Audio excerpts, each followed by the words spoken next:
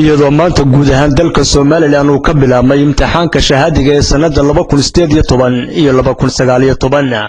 ayaa sidaasi si la mid ah degmada Garadeg ee galbeedka gobolka Sanaago uu saakasi rasmi ah uga iba furmay imtixaanka shahaadiga maayirka degmada Garadeg Faarax Aadan Ciise oo halkaas ardayda imtixaankaasi u fadhiisanaysay kala hadlay ayaa u soo jeediyay ardaydaasi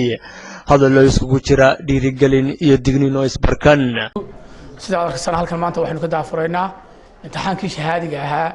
ee fasalada form 4ka iyo grade 8ka ee degmada Garadeg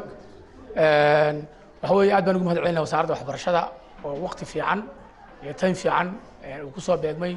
iyo xilli wanaagsan oo nabadgelyo jawi fiican uu ku soo beegmay gelitaankii imtixaanku runtii waxa weeye ardaydu waxaanu kula dardaarmaynaa inay kalsooni qaataan marka hore kalsooni inay qaataan baynu kula dardaarmaynaa sida la idin sheegay moobeelada iyo waxyaalaha kale cheatingka la yahay ama waraaqada dhulka ka yimaada qofka khasaaro bay gaarsiiyaan adigay ku khalkhalinayaan maskax ahaan iyo aqoon ahaan bay ku khalkhalinayaan waxaanu ka dardaarmaynaa in walaana ku ceebeeyo waxaan caado inuu ahaan jirin inaan maanta inala kulmin insha Allah maanta inala kulmiyaano waxaanu diyaar u nahay maamul ahaan iyo shaqaale ahaan iyo wasaaradda waxbarashada ahaan iyo waxaanu diyaar u yahay waayeelahaanba inaanaan degmadayada lagu xamo wax qish la yiraahdo ardayda aan lagu xaban grade-keena aynu gali jireenaa inaynu keeno aad iyo aad baan idinku bushaareynaa waan idin duceeynaa in Ilaahay grade fiican idinku baasiyo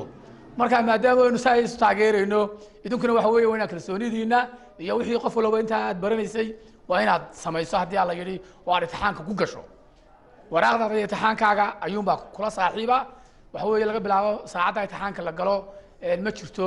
cid dambe oo ma garanaysaa ama aad taageero ka eegto ama idin soo ag imanaysaa ma jirto soo professorku sidaa uu idin sheegay waa si heer qarana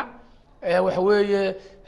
isaga ayaa hawshu iyo waajibaadku saaran yahay iyo shaqaalaha kale caawinaya ilaa maamulooda marka waxa weeye qof walba idin warwari mayno dii intaas la wax soo dhiganayseen marka kalsoonidiina qaata waxa ugu yara aad keento ama aad adigu su kalsoonidaada ah ayaa waxa weeye ku dhaanta wax badan oo meelaha kale kaaga yimaada waa Maxamed Kumburi Bulsho TV degmada Garadeg.